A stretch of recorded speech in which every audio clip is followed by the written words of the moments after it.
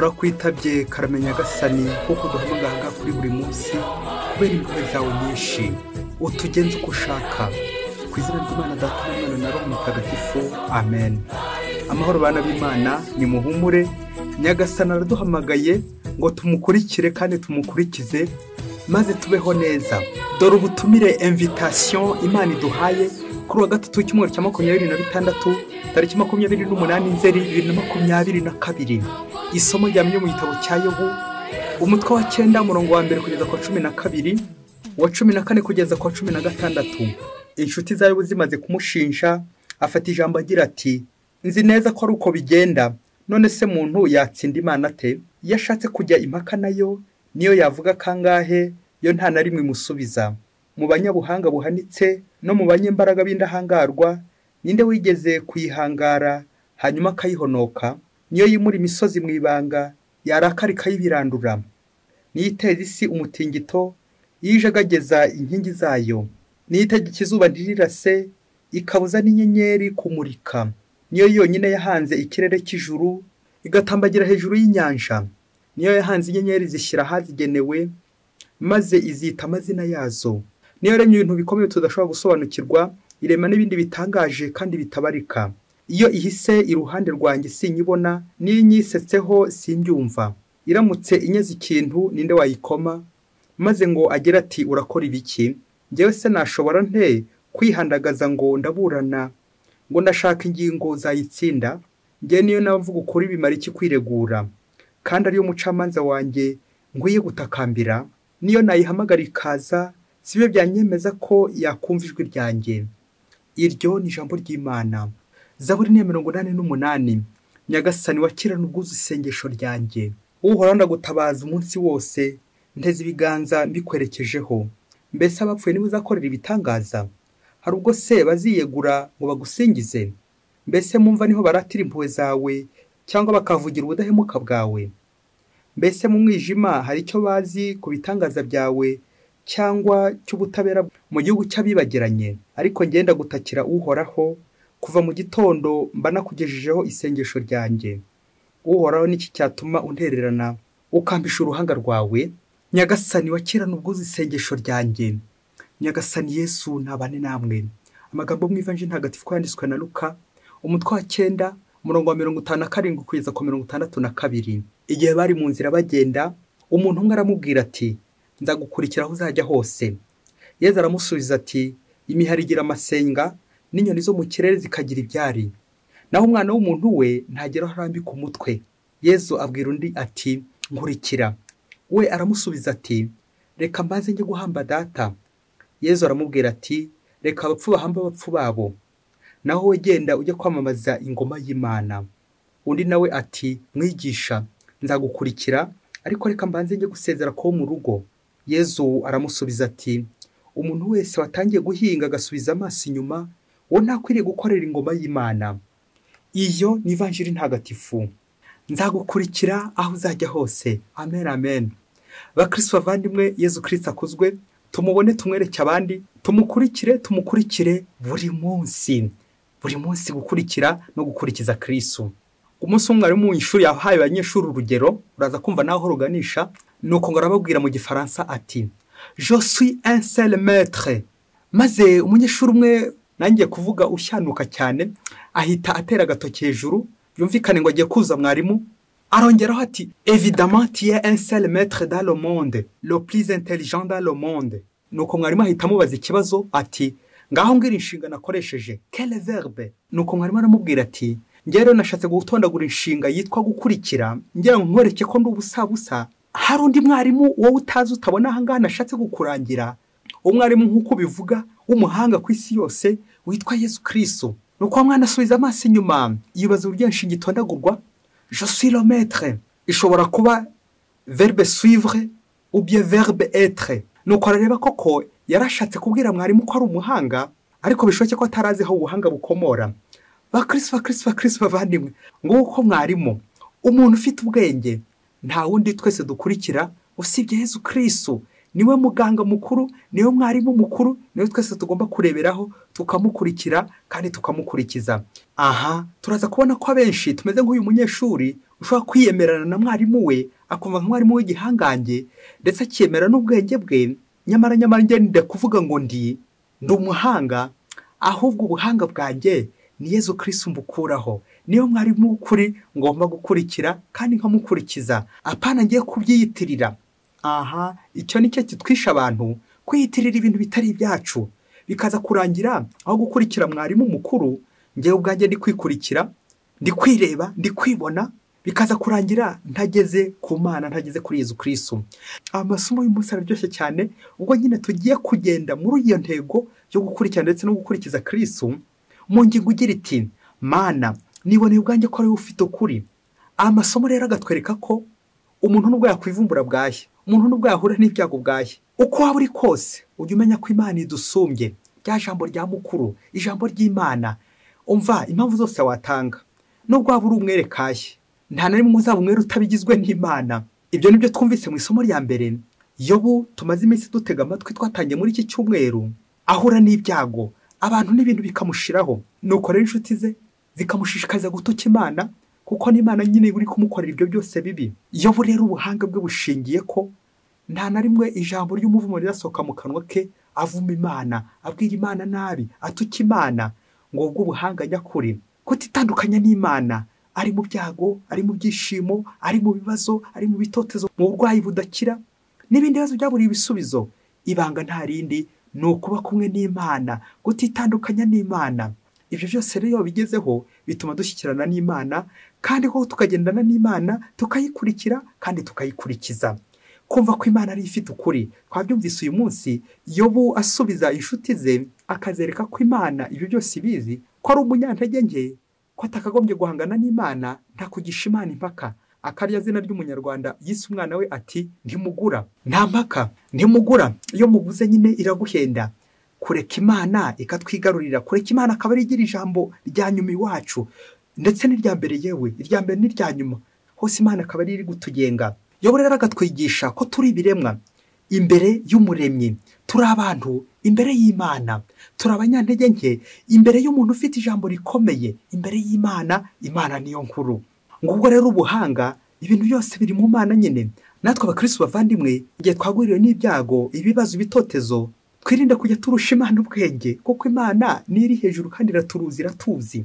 Naho iyo nihaye kwisobanura birangira ndi gusobanya, ariko iyo naretse Imana ikasobanurira ndasobanukirwa kandi nkamererwa neza. Urakoze Mana. Hano byo muri mbyoza buri kwishingikiriza Imana, yumva ko ubuzima bwose yabushyira mu maboko y'Imana. Ubwo yagize ati Nyagasani wa kera n'ubwuzu isengesho ryanjye. Amen, amen, amen. Kwishyira mu biganza by'Imana akaba ari ingenga. Mukristo umuvandimwe, kimwe mu kizakubwira umuntu uri kubeshya, akenshi arangwa no gucurikiranya indahiro, ari kwisobanura ibyamva he na njyahe, ari gutanga impamvu izifatika n'izidafatika. Wowe nguwo uzamwitondera, uzandikeho danger domoro, kuko utabuzi neza ese uko ari kwisobanura koko izo mpamvu zirafatika. Iyi vanjiri igiye kudushyira imbere ibyangombwa ko bagomba gukurikira Kristo kandi bakamukurikiza. Turumva ubwoko butatu bw'imihamagaro, trois sortes de vocation. Bamwe Yezu Kristo arabahamagara ntibitabe, abandi nanjye kuvuga baridumbukiza, bakitabaza nk'abandi. Abo bose rero Yezu Kristo koko arabakira, ariko akagira uburyo agenda basobanurira. Umuhamagaro wa mbere twazirikanye ni umuntu wabwiye Yezu Kristo ati nzagukurikira aho uzajya hose. Yezu rero agiye kumuha igisubizo, amwereka iki gikurikira: les enthousiasmes d'un seul jour ne suffisent pas. Kuba wakumva rimwe ufite ishyushyu ndetse n'ifemba, ibyo ntibihagije. Agashyuhirane, agahararo, ibyo ntabwo bihagije mu muhamagaro. Ni ngombwa rero gutegereza ukumva neza ijwi ry'Imana imbere, atari nyiramubande, kuko gukurikira Kristo nyine ni ukwemera guheka umusaraba, ni ukuvunika, ni ukugoka. Ntabwo ari gusa kuba wabirose, biranasaba nanone kwitanga, ubuzima bwo kwitanga, être serviteur, kwitangira nyine inkuru nziza. Kuba rero ufite ubushake ntago birasobanura ko ufite n'ubushobozi, nkuko abenshi tujya tubiririmba tukibeshya ngo ubushake ngo bingana ubushobozi. Oya, bisaba ngo ufite ubushake, ariko se urashoboye, ariko si Imana yagutoye, Imana yaguhamagaye. Ibaze nanjye nibaze. Umuntu wa kabiri cyangwa vocation ya kabiri ni umuntu we noneho Yezu yibonera akanamwihamagarira. Yezu yagize ati nkurikira. Twumva igisubizo yahaye Yezu cyerekana nyine impamvu nari ngiye kuvuga, impamvu za nyirarureshwa. Atereka amazi njye guhamba data. Yezu nanone akamusubiza ati reka abapfu bahamba abapfu babo. ese twakwibaza tuti kuki Yezu ari kwita abantu abapfu? Yezu se yaba koko atangiye gutukana? Oya, reka tuzirikane impamvu ebyiri z'ingenzi Yezu yise abantu abapfu.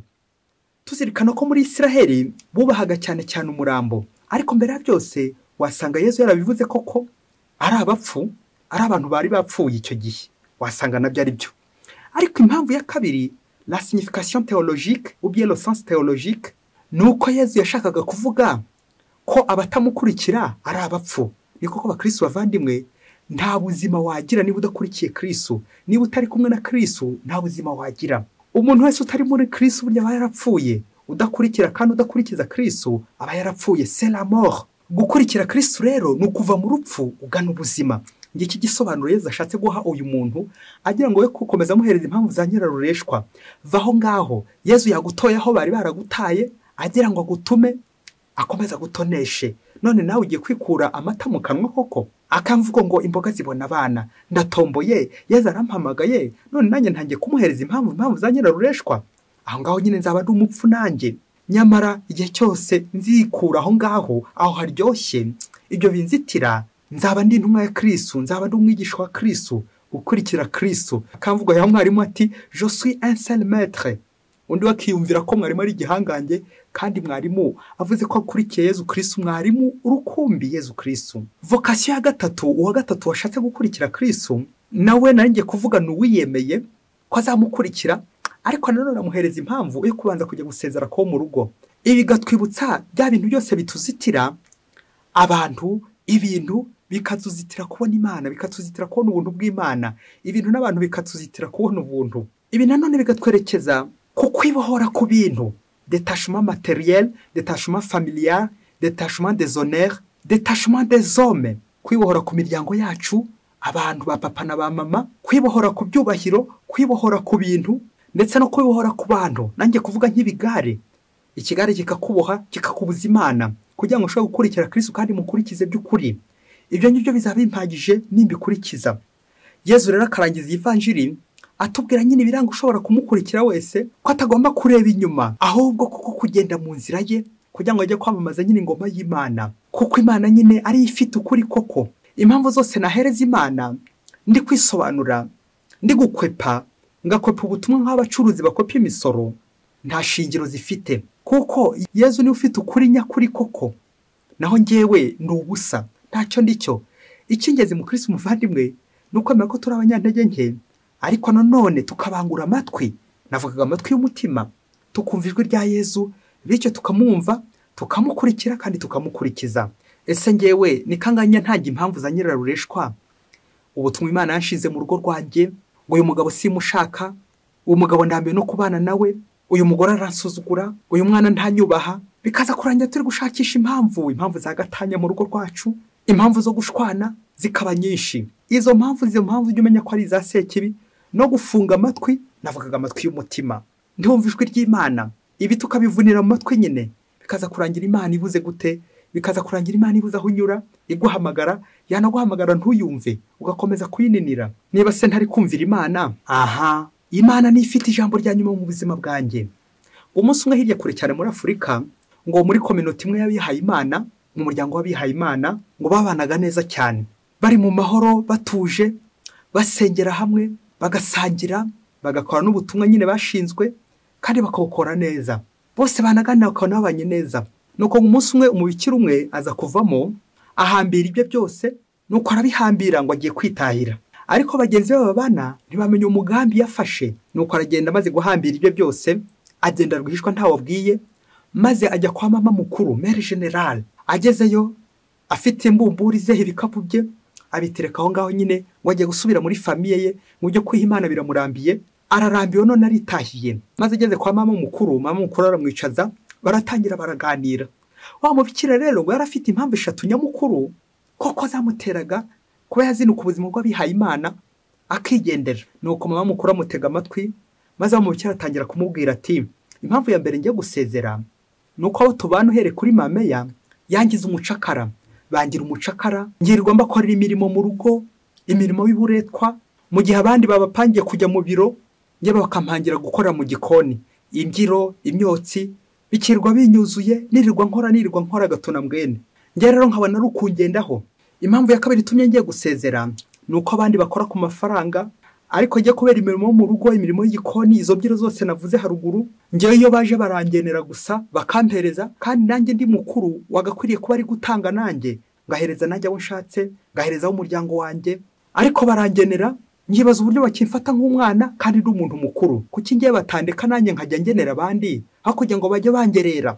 Impamvu ya gatatu mama mukuru ngiye gutaha ni ikibazo cy'amoko. Ntabwo tubana duhuje ubwoko, abamame njya mbona bari kungendaho, rero njya mbona bashobora kuzanyica kera kabaye. Rero ngewe nahisemo kutazongera na rimwe guhurira nabo mu isengesho, ntakongera gusangira nabo, nta kindi nzongera gukorana nabo. Barangendaho bakangenzura, bakanyima uburenganzira bwanjye. None rero bye nditahiye. Nuko mama mukuru ngo aramubwira ati, mwana wanjye unje imbere ndi gusoma dosiye yawe, reka rero ngusomere ibintu mama yavuze kuri wowe. Babyeyi nimukurikire mwumve ukuntu umubikira bagiye kumurega. Nuko mama mukuru ngo aramubwira ati, mama rero tujye kumwimurira ahandi, yasize avuze ko ari wowe wabishobora, niwe washobora kuyobora abandi kubera ubwitange bwawe. Umeze nk'umumama mu rugo, ushobora kwakira abana neza, ukabitaho, ukabitangira, kuri inyangamugayo rwose, ko nta wumva induru yawe, uritonda, ukoresha neza ibintu by'umuryango, nta gusesagura, uri umuja mwiza, umuja wa Nyagasani, witwara neza, nta ndurushaho guteza mu rugo.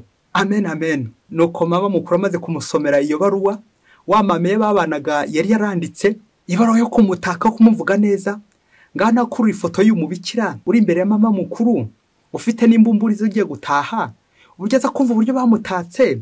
Ese arongera ahambure asubire mu muryango we? Ese nyuma yo kumva ukuntu bamutatse kandi we yajyaga tuka abandi, biraza kurangira gute? Kuri ifoto ya mama mukuru nawe uri kwibaza uburyo umuntu bamuvuga neza, wakaza noneho afite ikinyuranyo, ari kwivuga nabi, ari kugaragaza bene izi mpamvu zidahwitse. Nuko ngo mama mukuru aramubwira ati, none se mwana wanjye kugiye, umwanya wawe urusigira nde? Ugiye gusigara vide? Ugiye gusiga ntawe urimo? Ibaza nawe uri nk'umubikira wari wahambiriye ugiye gutaha, wajya kumva abandi baragutatse mu gihe wonyine uhora ubatuka. Aha ni kwa kundi abandi batubona neza, twego tugahora tubabona nabi. L'enfer c'est les autres. Abandi nibo kibazo, abandi nibo muriro, abandi nibo muvumo, abandi nibo batari kubikora neza. Ugahora wisobanura ngo ni ngiye gukora neza. Je suis du verbe être. Aho kugira ngo uvuge je suis le maître, nkurikiye mwarimu, nkurikiye Nyagasani, ugahora wita ko je suis le maître. Ndi umuntu ukaze cyane. Abandi nibo babi. Ma sœur, frère, padiri. Ni kangahe ahuba muri communauté yawe uhora ubeshyira abandi ngo nibo guteza ibibazo, abandi nibo bambihiriza, abandi nibo bangendaho, nyamara ukibagirwa uruhare rwawe, ahubwo ko ari wowe nyine mubi kurusha abandi. Ariko wajya kureba ugasanga ninjye uri gutonda abandi, ninjye uri kuvuga abandi nabi, ninjye uri guharabika abandi, kandi ikibazo ni njyewe. Ma sœur, frère, padiri. Ese wasanga koko nanjye narakurikiye Kristu, ariko ngakomeza nkazamukana ya matiku yanjye navanye iwacu mu miryango, ya mahane yanjye, wa mujinya wanjye, kandi uri padiri, kandi byaba padiri wazamukanye inzika y'iwabo n'ibindi byinshi cyane bya runturuntu. Ibyo byose nkabitura mu bayoboke b'Imana, ngabasandaza, nkabibamwe amacakubiri, nkabimwe ingenga bitekerezo mbi, ironda koko n'ibindi byose. Aha ngize impamvu z'uyu mubikira zishingiye ku bintu, zishingiye ku bantu, ariko akibagirwa iki? Akibagirwa ubuntu bw'Imana. Gushaka kugundira ibintu ngo ntibamba ku mafaranga abandi, gushaka kugundira ibyubahiro ngo nijye ukora gusa, abandi bakaza barya ibyo nabateguriye. Waba utomboye rwose niba uzi gutegura neza, abandi ukabakira neza, ngo wowe umugaragu, umuja wa Nyagasani nyine, ukishushanya nyine na Bikira Mariya, gutegurira abandi, kwitanga ukitangira abandi, ngo uwo nyine uwihaye Imana, ngo uwo nyine ukurikiye Kristu, umwigisha wa Kristu, no kwitanga ariko ukanitangira abandi, gusigara mu rugo ugahasigarira abandi bakaza gusanga witeguye, wabateguriye. None wowe urabibonye, none utangiye kuba ariyo mpamvu ahubwo ushatse guhunga, kandi ahubwo ariyo mpamvu yagukomeza, nguko abandi batubona, bakabana tubona neza yewe, bakatugirira icyizere, ariko twebwe imbere hari gutambuka biracikana bakirabiranya. Ugasanga imitima yacu yuzuyemo ubugome, ugasanga imitima yacu yuzuyemo umushiha, turarara dushihagura abandi mu mutima, tukabavuga nabi, tukabatuka. Nyamara wari kudusunikira dosiye nziza, bari kudutangira raporo nziza.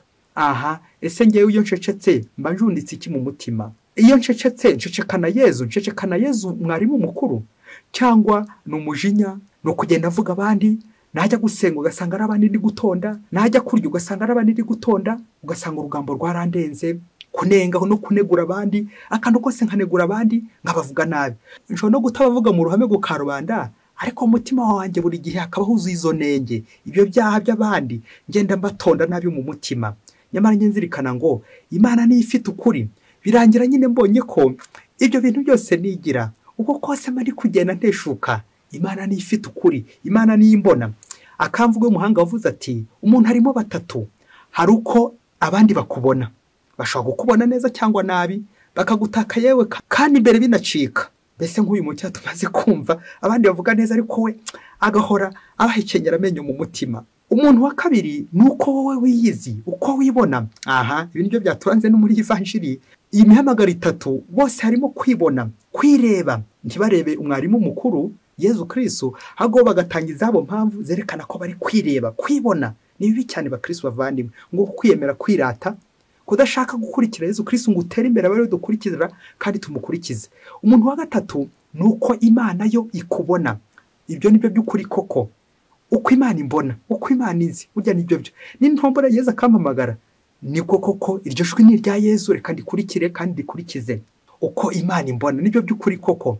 Naho njye uko nibona nshobora kwibeshya, n'abandi bashobora kunyibeshyaho, ariko ninumva Yezu arambwiye ati ngwino, nzitabe imvuga nti karamenya gasani, ndaje ngukurikire kandi gukurikize. Niboneye ubwanjye ko ari ufite ukuri. Anabyo Mutagatifu Agustin yavugaga njye gusorezaho ati, mukristo umuvandimwe, ntukavuge ngo wabuze umwanya wo gusura umuvandimwe wawe muri prison arwaye. Naho ntukavuge ngo wabuze umwanya wo kwitaba Nyagasani, ahubwo icyo ubura urabura urukundo. Amen, amen, amen, amen. Nguko bana b'Imana natwe dukurikiye Kristu, tuze kwirinda gutondagura iyo nshinga kuba ngo je suis, ahubwo dutondagure suivre, gukurikira. Je suis un seul maître, nkurikiye umwarimu umwe, nkurikiye Yezu Kristu, niwe wenyine ngomba gukorera. Nuko njye nibaza nti, ese ni mama yankurikiye, ni padiri mukuru nkurikiye, ni monsenyeri nkurikiye, ni umugabo naje nkurikiye, ni umugore naje gushaka, ni abasore beza nkurikiye, ni abakobwa beza nkurikiye, ni abanyabubasha nkurikiye, ni abantu bafite ibintu nkurikiye, cyangwa nkurikiye Kristu? Niba nkurikiye Kristu, reka mpamya ibirindiro, nicare neza, maze abari nkurikira kandi nkurikize, kuko abantu bose bashobora kuntenguha. Ibintu bishobora kuntenguha, abantu bakantenguha, ariko utagutenguha n'umwe gusa ni Yezu Kristu. Niyo tugomba kureberaho, tukamukurikiza kandi tukamukurikiza. Je suis un seul maître, nkurikiye mwarimu umwe usumba abandi bose, nimukurikira ntacyo nzabura, ntabwo nzigera nkena. Yezu Kristu mwarimu w'ukuri, umbe kugukurikira buri munsi. Amen. Mwese Imana ibahe umugisha, Imana Data na Mwana na Roho Mutagatifu. Amen. Padiri Masumuko na Gisirasi wa Diyosezi ya Cyangugu.